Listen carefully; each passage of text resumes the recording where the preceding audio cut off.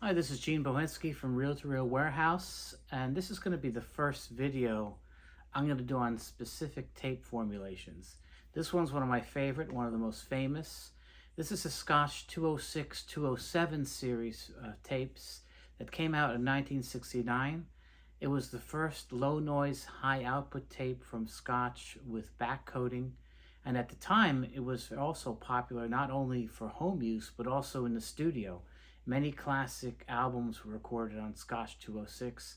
I had the luxury of being able to listen to a master tape of ELP's Tarkus that was recorded on 206, and the sound was magnificent at 15 inches per second. The tape is known to have a very nice neutral sound, very soft sound, and is one of the best tapes ever made. Now, some of the challenges with that tape is that there were batches that have problems. They were made in 3 locations at least. They were made in Japan, they were made in Italy, and the United States. Some of the Japanese lots that we found suffer from sudden binder destruction, where the tape just falls right off the polyester backing. There's also some lots that have sticky shed, and others that have white powder syndrome, where the lubricant turns into white powder. For the most part, though, the tape is reliable, but if it was stored improperly, you might get sudden binder failure and also sticky shed. But for the balance of this video, I want to show you some examples of different reel designs and different box designs that you're going to find out there when you're looking at used tapes.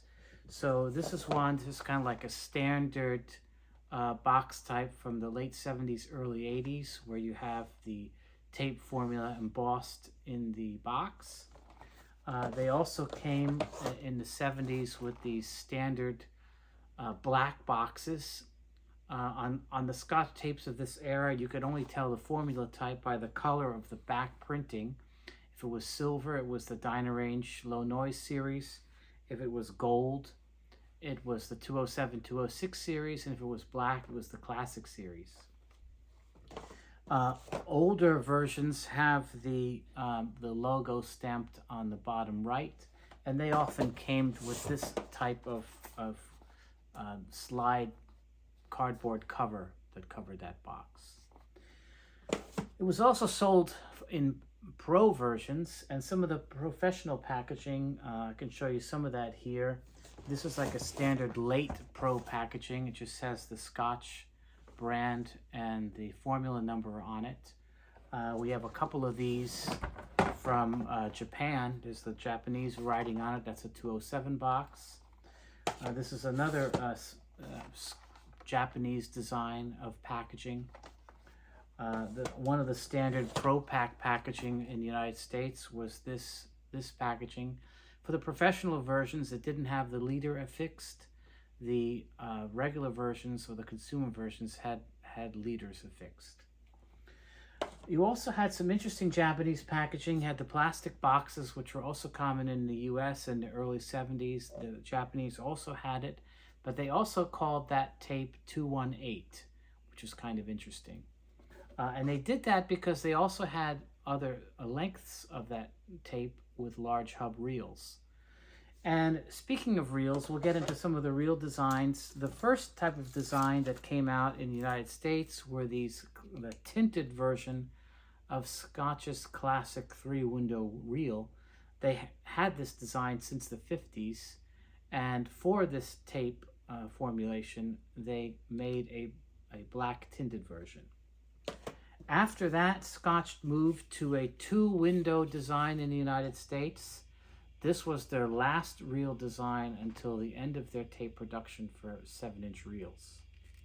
But they did have some other designs. In Japan, they had this nice 2-window reel. It actually has a nicer, thicker plastic and seems to be better made. And they also had this rare 2-window large hub reel. This is when you have 1,200 feet on a 7-inch reel, but you have the long play version, the 1 mil backing. This is another rare reel that is available on the 207s for Japan. This is a 3-window reel that is also available. When it comes to looking at some of the designs for the 10-inch reels, we come up to this classic 3-window Scotch metal reel.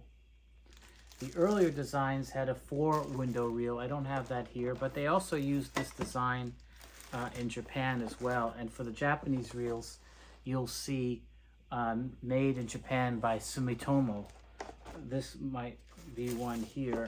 This is another Scotch reel. This doesn't have the Sumitomo logo on it, but this is another logo, Scotch logo reel from Japan. Anyway, the 206 and 207 remains one of my favorite tapes. Low shedding, high quality, and no sticky shed on most of the batches. And I recommend it for all machines. Although for the newer machines, it does have a lower bias requirement. So you want to put that machine on the standard tape setting, because when you compare the bias of the 206, 207 versus the newer tapes, like the Maxell XL1s or the TDK LX or Auto series, it does have a lower bias, and it will be a little bit duller than the newer tapes if you're playing on machines with the newer setting. Hope you enjoyed this video, and we'll have many more to come. Thank you.